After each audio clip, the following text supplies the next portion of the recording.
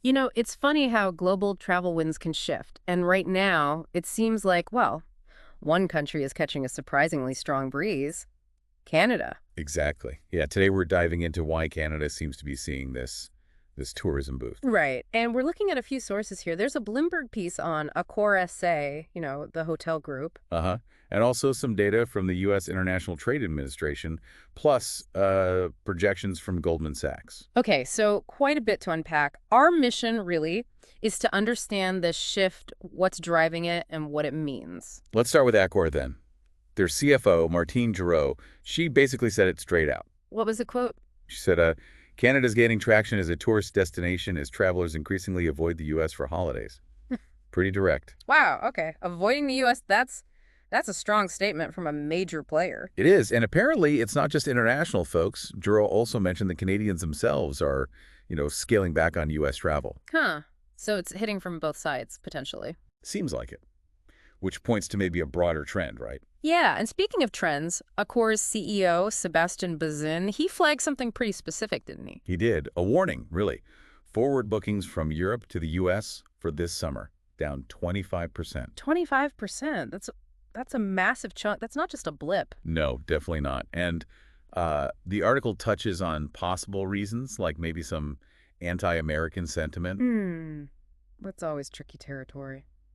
Could be part of it, I suppose. or, maybe it's simpler. Cost, maybe. Yeah. Exchange rates, ease of travel.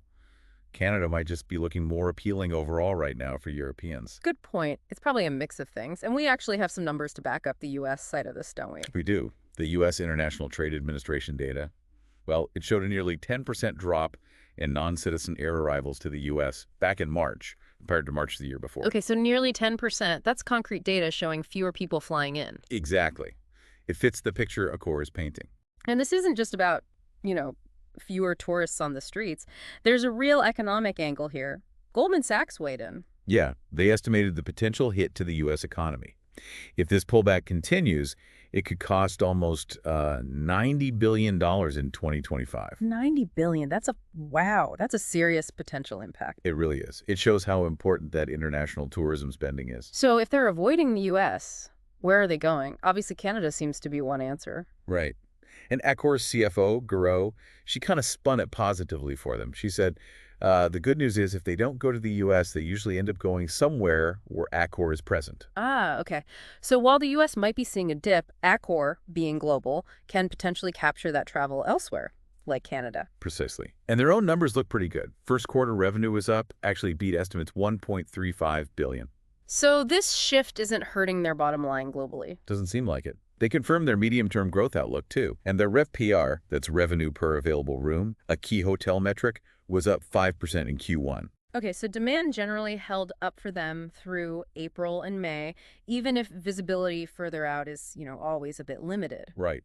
But the immediate picture is positive for Accor, and Canada seems to be a bright spot getting some of that redirected travel. So the big takeaway here really seems to be Canada stepping up as a major alternative, especially for Europeans perhaps rethinking U.S. trips.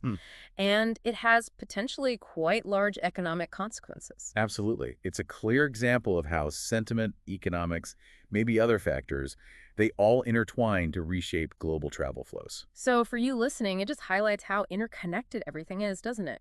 A change in feeling or finances in one part of the world can directly boost tourism somewhere else entirely. Which leads to a final thought, something for you to maybe mull over.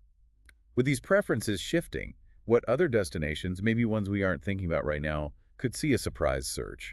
Yeah. And what are the longer-term ripple effects on the industry, even on international relations? Definitely food for thought.